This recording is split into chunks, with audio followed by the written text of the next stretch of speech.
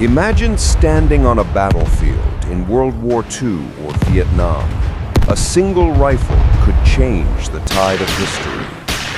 In 1944, U.S. Gen. George Patton famously called one rifle the greatest battle implement ever devised. What made that gun so special, and which other rifles earned such legendary status? In this video, we'll tour 5 iconic 20th century rifles chosen for their innovation, battlefield effectiveness, and cultural impact. From the trenches of WWII to modern desert wars, these rifles redefine warfare. Strap in for a tour of history's greatest guns, and stay tuned to see which rifle tops our list. The first rifle on our list is the U.S. M1 Garand, America's first standard-issue semi-automatic service rifle. Designed by John Garand at Springfield Armory in the 1930s, the Garand loaded an 8-round N-block clip of .30-06 rounds. Unlike older bolt-action rifles, the M1's gas-operated semi-auto action let infantrymen fire twice as fast. At 43.6 inches and 9.5 pounds, it was rugged, but gave American troops unprecedented volume of fire, often 40 to 50 accurate shots per minute at 300 yards. This meant U.S. squads could unleash sustained barrages that shocked enemy bolt rifle troops. When WWII erupted, Garand flooded U.S. units. About 5.4 million were built by 1945, equipping every U.S. branch. In Normandy, Iwo Jima, and elsewhere, riflemen used the Garand's bang-style on-block clip to fire continuously. American infantry could load 8 rounds in a single motion, double what German soldiers had in their Mauser clips. This firepower advantage had real effect. GIs joked, "God bless John Garand," after firefights, and Patton's praise became famous. By mid-war, both Allies and Axis scrambled to issue more semi-auto or automatic rifles to keep up. The Garand didn't stop serving when World War II ended. U.S. forces brought it to the Korean War, and even in the early Vietnam conflict, American reserve units still carried Garands. The rifle was also sent worldwide. After the war, surplus M1s were given to U.S. allies, from South Korea to West Germany to Turkey. In fact, some Allied armies, Britain, Japan, Italy, South Vietnam, and more, used Garands for years. In America, it finally gave way to the lighter M14 in the late 1950s. But Garands remained in National Guard units into the 1970s. Even today, the Garand's legacy lives on wherever old .30-06 rifles show up, in places like insurgent arsenals in Iraq and Afghanistan, testament to its durability and design. An M1 Garand on display, once a frontline battle implement, now a legend in museums. Now the M1 Garand stands as an icon of WWII. It inspired all future U.S. service rifles, the M14, then M16, and remains loved by collectors and drill teams. Its ping of the ejected clip is famous from black and white war films. Thanks to its widespread WWII use, even decades later, old Garands turned up in conflicts as veteran marksmen's backup. Altogether, the Garand gave a generation of soldiers semi-automatic firepower for the first time, a revolution in infantry warfare. The M1 Garand dominated mid-century American battlefields, but who else tops our list? Next, we cross the ocean to meet a rifle that would become truly global, rugged, reliable, and pervasive. Its name is so well known that it's even become a symbol on flags and in pop culture. Let's dive into the history of the second rifle on our list, the Soviet AK-47. In 1949, Soviet engineer Mikhail Kalashnikov introduced the AK-47, officially the Automat Kalashnikova Model 1947. This 7.62 by 39 millimeter assault rifle had an ingenious long-stroke gas piston design and was simple to manufacture. Though heavy, its loose tolerances meant it would keep firing even when dirty, wet, or damaged. Compared to earlier submachine guns, it was lighter and more accurate, and compared to previous full-powered rifles, it was easier to control on full auto. The Red Army adopted it as their standard rifle, and production began on a massive scale. Soon after its birth, AK-47s flooded Allied armies and guerrilla forces around the world. By one estimate, there are over 100 million Kalashnikov family rifles in circulation. In the 1950s, 60s, every Soviet client state and rebel army from Vietnam to Angola received AKs. North Vietnamese troops advanced on U.S. forces clutching AK-47s. Iraqis stormed out of bunkers with them in 1991, and African freedom fighters carried them across savannas. Its 7.62 millimeter bullets and full auto fire made it deadly in close to mid-range combat. Crucially, the AK needed little maintenance. A soldier could fire thousands of rounds with minimal cleaning, whereas other rifles would jam. This ruggedness gave the AK a legendary battlefield reputation. In jungle, desert, or Arctic, it never gave up. Its design spawned countless copies and variants. The Chinese Type 56, the Yugoslavs Astava M70, the Egyptian Mahdi, and even updated AK-74 5.45 millimeter models.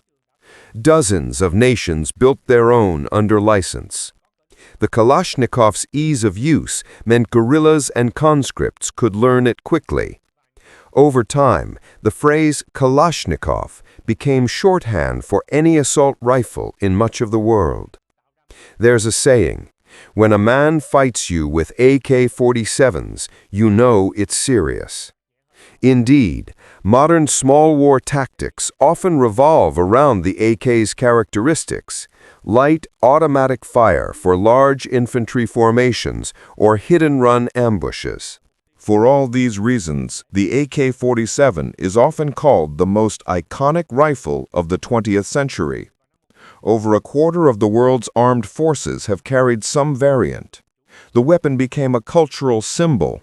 It's on the flag of Mozambique, in revolution artwork, and in countless video games and movies. Its image, curved magazine and wood stock, is instantly recognizable. And the numbers are staggering. Roughly 8,000 AKs were made every day at the height of Cold War production. No other rifle was produced so widely.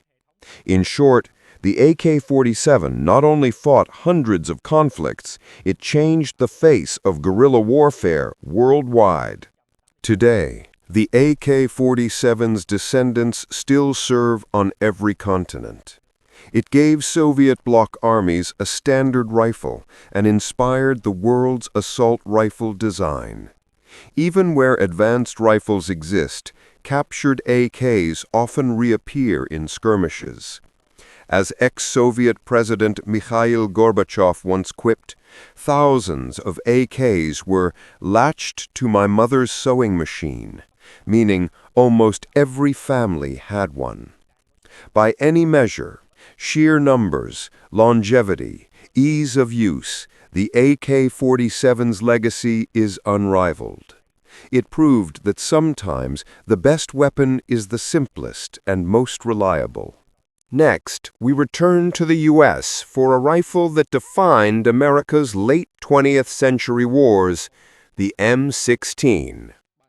Developed from the Armalite AR-15, it was formally adopted in 1964 as the XM16E1. Chambered in a smaller, high-velocity 5.56 by 45 mm NATO round, the M16 weighed only 7.5 pounds, much lighter than its predecessors. It featured an aluminum receiver, synthetic stock, and a 20 or 30-round detachable box magazine. The result was a nimble, high-rate-of-fire weapon that let troops carry more ammo for sustained fighting. The M16's baptism by fire came in Vietnam. U.S. Marines and soldiers carried M16A1 rifles into jungle warfare starting in 1965. Early on, troops found that if the gun and ammo weren't properly cared for, it could jam in harsh conditions. Tragedy ensued until fixes, chrome-lined bore, better powder, made it reliable. By the late 1960s, the M16 was outperforming the heavier M14. Its smaller recoil allowed more controlled full-auto fire. In 1969, the Army officially replaced the M14 with the M16A1 as the service rifle. The once controversial rifle went on to become the standard U.S. infantry weapon for decades. The M16 didn't stay U.S. only. It was offered to allies and eventually became NATO's 5.56 mm standard. By 1980, many countries from Canada to Belgium to some Middle East nations used M16s or license-built AR-15s. In total, around 8 million M16 family rifles have been produced. Its bolt carrier design and direct impingement gas system influenced a generation of rifles. Meanwhile, the civilian AR-15 semi-auto version surged in popularity in America, making the M16 lineage a household name. Figure: U.S. Army soldier cleaning an XM16E1 during the Vietnam War, 1966. The M16 proved light and fast-firing in jungle combat. Today, the M16's descendants still fight. The M4 carbine, essentially a short-barreled M16, is standard issue now. The concept of lightweight plinking ammo and high-cap magazines, introduced by the M16, is universal. Moreover, the controversies around the M16, failures in Vietnam, politics of procurement, helped the Army improve rifle testing and maintenance. In the end, the M16 gave U.S. troops a huge tactical leap, faster fire and easier handling. Its worldwide use and 40-plus years of service cement its place among the legends. Our fourth rifle comes from across the Atlantic. The Lee-Enfield was the standard British Commonwealth service rifle from the 1990s through mid-20th century. A bolt-action .303 rifle, its key advantage was a 10-round magazine and a very smooth bolt. Expert soldiers could fire it astonishingly fast, 20 to 30 aimed rounds per minute in the famed Mad Minute drill. In fact, a record was set in 1914 with 38 hits in 1 minute at 300 yards. This made the Lee-Enfield the fastest-firing bolt-action rifle of its era.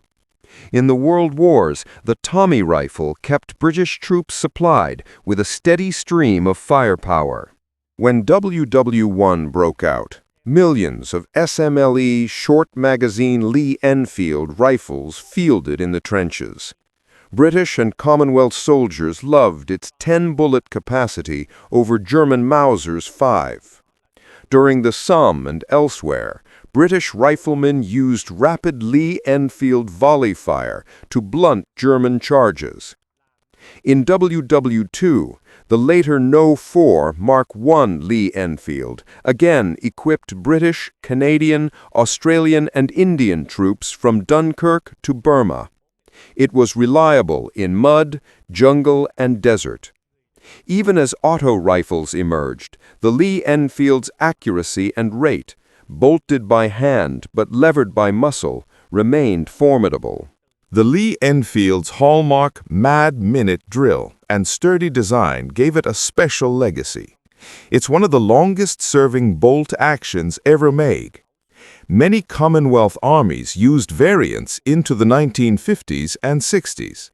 For example, Indian and Pakistani forces kept shooting them even later.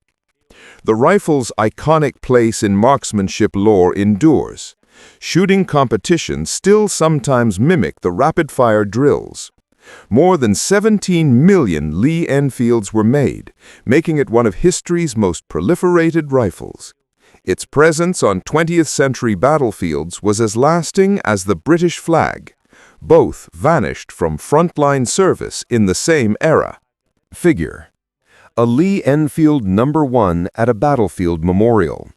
This British bolt rifle was famed for its 10-round magazine and rapid mad-minute fire. After World War II, the Lee-Enfield slipped into reserves and civilian hands, but it remains celebrated by collectors. Its silhouette and magazine are instantly recognized by history buffs. By modern standards, it's obsolete in military terms, but its influence lives on. It showed that higher-capacity magazines and fast bolt manipulation gave real advantages, presaging the later switch to mag-fed battle rifles. In short, the Lee-Enfield proved that even a bolt action could earn legendary status through skilled use and sheer reliability. Our final rifle leaps ahead to the late 20th century. The American Barrett M82 .50 caliber light 50 anti-laterial rifle. In the early 1980s, entrepreneur Ronnie Barrett dreamed of a shoulder-fired weapon firing the big .50 BMG round.